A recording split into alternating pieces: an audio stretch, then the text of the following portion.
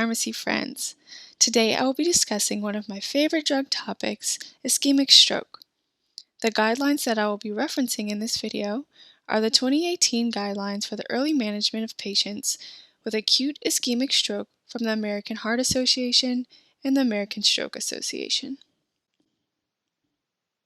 Strokes can either be hemorrhagic or ischemic. Hemorrhagic strokes are caused by bleeding within the brain, whereas ischemic strokes are caused by blockage of blood flow to the brain.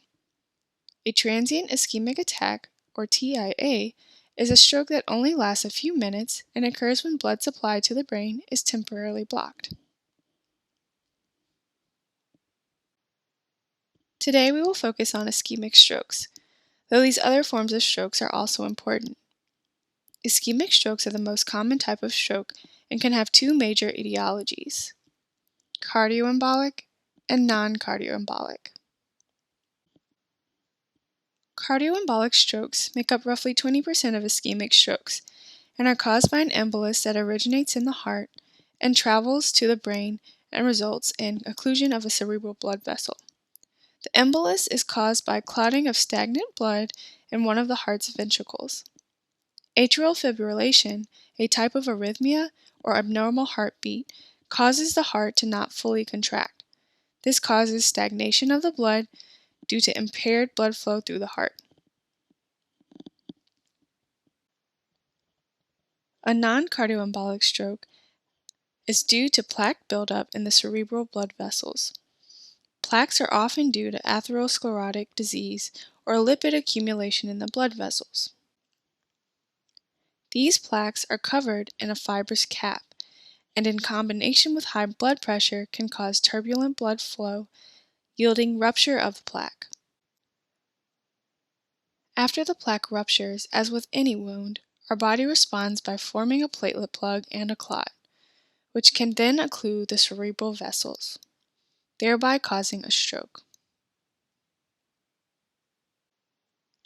In addition to hypertension, which is a major risk factor for both ischemic and hemorrhagic strokes, other risk factors include atrial fibrillation, as mentioned previously, ethnicity, as African Americans have a higher prevalence than other ethnicities, older age, gender, with females being at higher risk, diabetes, which contributes to overall cardiovascular risk, smoking, atherosclerosis, and dyslipidemia. The American Heart Association uses the acronym FAST to recognize the signs and symptoms of a stroke early on.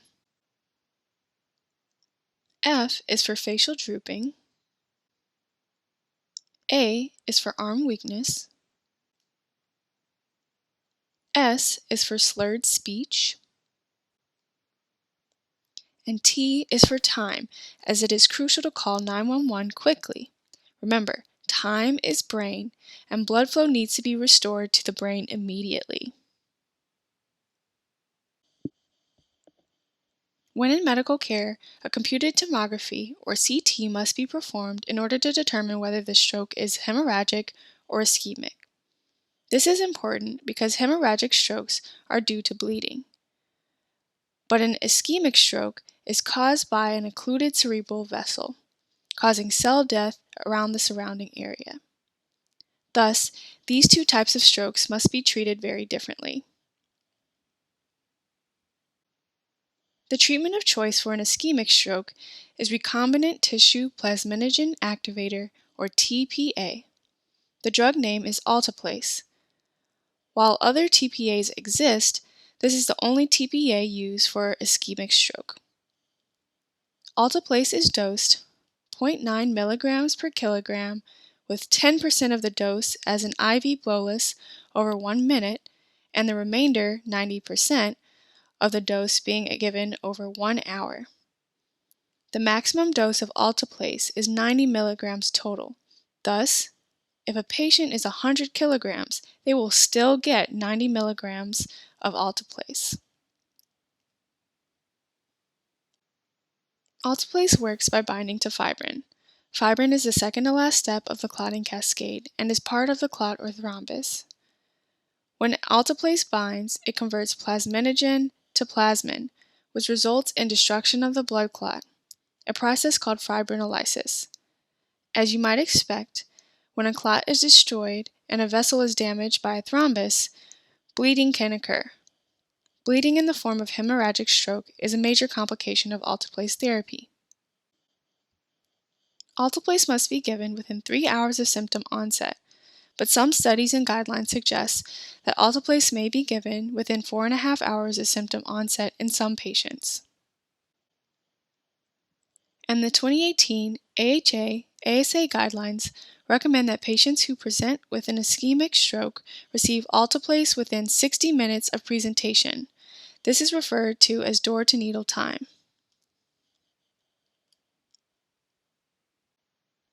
There are criteria that must be met to ensure a patient is eligible for alteplase. Alteplase is contraindicated in patients who are at a high risk of bleeding, had a stroke within the prior 3 months, are hypoglycemic with a blood glucose less than 50 milligrams per deciliter, as severe hypoglycemia may mimic acute stroke symptoms.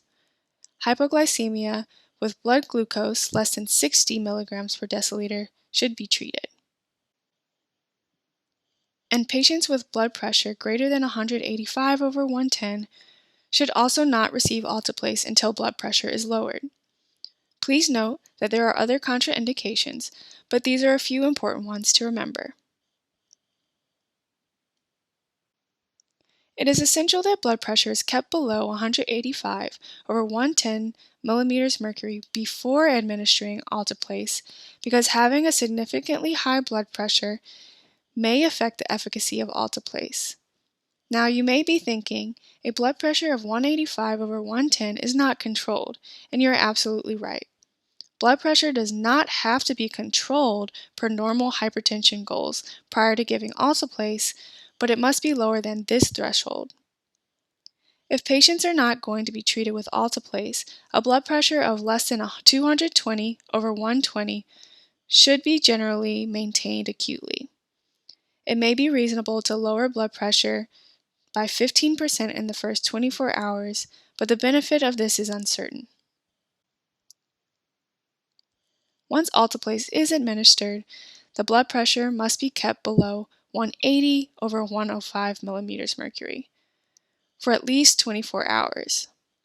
Blood pressure should be monitored every 15 minutes for the first 2 hours from the start of alteplase therapy, then every 30 minutes for 6 hours, and then every hour for 16 hours. Blood pressure can be safely lowered using IV antihypertensive agents like labetalol, nicardipine, or clofidipine. You may recall from the hypertension video that labetalol is a beta blocker, and nicardipine and clofidipine are calcium channel blockers. Please refer to the hypertension video for a review of these agents. I do want to take time to briefly discuss clofidipine, which comes as a special formulation. Clofidipine comes as a milky white IV lipid emulsion. Clofidipine is contraindicated in patients with a soy or egg allergy and can cause hypotension, increased infection risk due to bacterial growth, and increased triglycerides due to its formulation as a lipid emulsion. After an ischemic stroke is acutely managed with alteplase, patients must be discharged with certain medications for secondary stroke prevention. In general, we will use the 2014 guidelines for the prevention of stroke in patients with stroke and TIA. It is recommended that aspirin 162 to 325 milligrams is initiated within 24 to 48 hours of stroke onset to prevent another atherosclerotic event. I know that these dosages might seem a little funny, but they're just based on clinical trials. Blood pressure should be managed per the ACC/AHA guidelines, with blood pressure maintained below 130/80 millimeters mercury. Please see the hypertension video for an additional review. Dyslipidemia should be managed with a statin. If a patient has had an ischemic stroke, they are considered to have clinical ASCVD and qualify for statin therapy. Generally, patients who have had a stroke and are younger than age 75 will qualify for a high-intensity statin. Patients aged 75 years or older will get a moderate intensity statin. Diabetes should be managed appropriately, and patients should have their A1C checked to determine whether treatment for diabetes is indicated, or if the patient is already being treated for diabetes, their therapy may need to be intensified. After an ischemic stroke, patients have a much higher risk of developing diabetes. While the patient is being hospitalized, their blood glucose goal should be between 140 and 180 milligrams per deciliter. And of course, lifestyle modifications should be made, including restricting sodium, exercising regularly, and maintaining a healthy diet. It is important to distinguish how secondary stroke prevention differs in non-cardioembolic strokes versus cardioembolic strokes. After a non-cardioembolic stroke, antiplatelet treatment is warranted. Options for antiplatelets include aspirin 50 to 325 milligrams per day, aspirin dipyridamole or Agrinox, or alternatively clopidogrel if the patient has an aspirin allergy. Dual antiplatelet therapy with aspirin and clopidogrel can be considered, but only for a maximum duration of 21 days. After a cardioembolic stroke, an anticoagulant such as warfarin, low molecular weight heparin, or a DOAC is indicated. If we think about these two stroke etiologies, this difference in treatment should make sense. Remember, a non-cardioembolic stroke is due to a plaque rupture, leading to a platelet plug, which is why we need to use an antiplatelet. But in a cardioembolic stroke, stagnant blood leads to a clot formation, and this is why patients need an anticoagulant to prevent future clots, since their major risk factor, atrial fibrillation, may not go away. For patients with AFib, providers can use a tool called the CHA2DS2-VASc score, which can be used to determine whether or not their patient should be on an anticoagulant to prevent stroke risk. You can see here that categories within the score include age, sex, congestive heart failure history, hypertension history, stroke, TIA or thromboembolism history, vascular disease, or diabetes. Using this tool, the patient's score can be tallied and a choice of whether or not an anticoagulant is warranted can be made. A score of 0 means that the patient is low risk and probably does not need anticoagulation to prevent a stroke. A score of 1 is low to moderate risk, meaning that anticoagulation should be considered. And a score of 2 or greater is moderate to high risk, and the patient should definitely be anticoagulated. Keep in mind two main things. First, the CHA2DS2-VASc score can only be used for patients with AFib.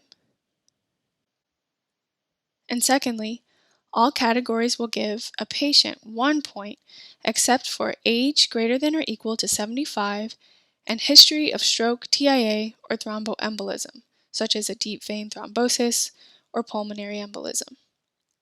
Thus, a patient with AFib who is greater than or equal to age 75 or has had a stroke, TIA, or thromboembolism should certainly be anticoagulated. Wasn't that fun? I know that we covered a lot in this video, but if you have any questions at all, I'm here to help. Strive for excellence and have a wonderful day.